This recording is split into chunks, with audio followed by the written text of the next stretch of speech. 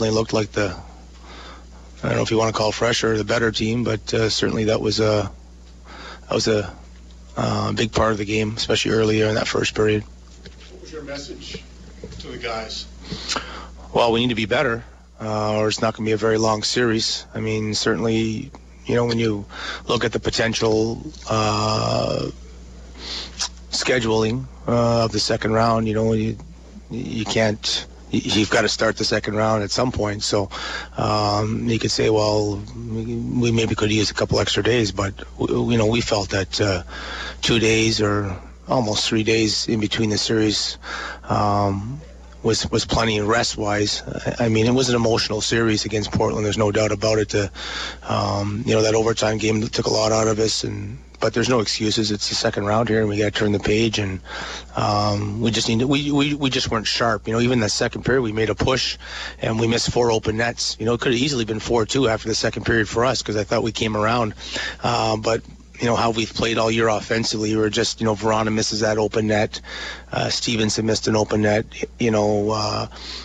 Walker has that opportunity that he probably should have shot. I don't know. It looked like we had part of the net open. He tries to go, back to Camper. Those were situations there where we felt that it could have easily been 3-4-2 if we were sharper offensively. So I guess at the end of the day, over the course of 60 minutes, we certainly didn't deserve the win tonight.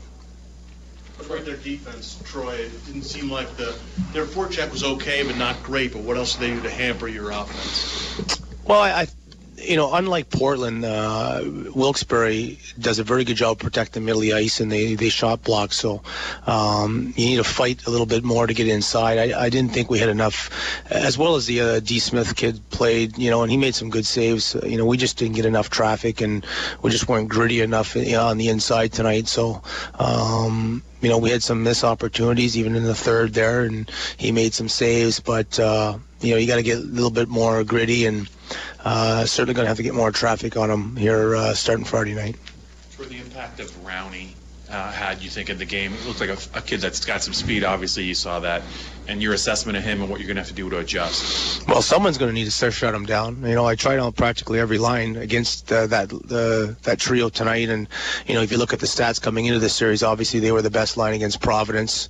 And I felt, even over the 12-game series with them this year, that line, and they had multiple guys playing the left side all year long, but Rodney and Kasopoulos were certainly the pair. And but there's no doubt. I started the game with Sill. Thought that with Sill's that unit size and the ability to play well defensively, and the way they forecheck, that they could maybe match up, and that didn't really work out too well because they scored the first shift of the first and second period. And then I moved it to Stevenson, and they seemed to dominate Stevenson's line. So then, the Camper's line had a little bit of success in their second period when we made a push offensively there. And but that's something we're going to definitely need to figure out here. And then you got the other kid, the Sprong kid, who scored 2 more tonight. And, it looks like it's my first opportunity to see him play, except for on tape, because he wasn't with them all year. And he certainly looks like a pretty good player as well. What did you see from Sprong on tape, and how did that not materialize here tonight?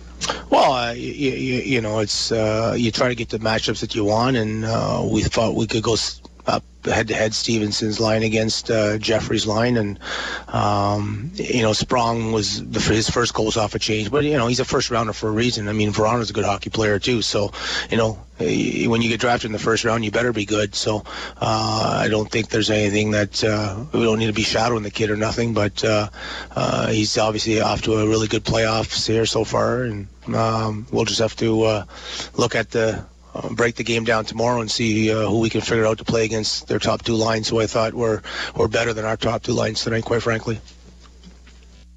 What were your thoughts on Liam's late hit?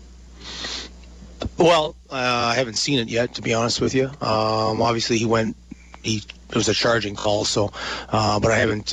Murph hasn't brought his computer down from up top yet, so I haven't seen it. But we'll see. We wanted to make. There was a lot of. And people probably can't see this, but there's a lot of chit-chat going out there. There's a lot of stuff going on out there. But at the end of the day, you continue to want to send a message when you're down 4-0, and charging call. We'll see what happens. Might you consider maybe some new line combinations or any lineup changes between now and Friday, or were you happy with? Maybe happy is not the right word. Where do you think that you're going to stay with the guys? Yeah, we'll just look at it tomorrow. You don't want to send panic, but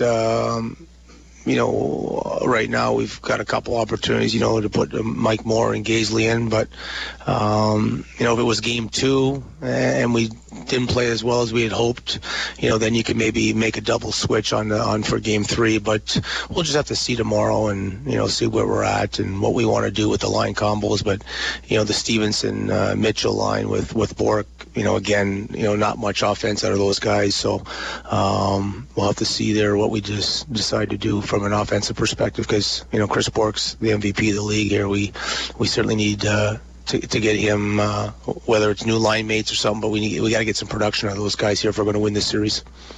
They haven't lost yet in the postseason.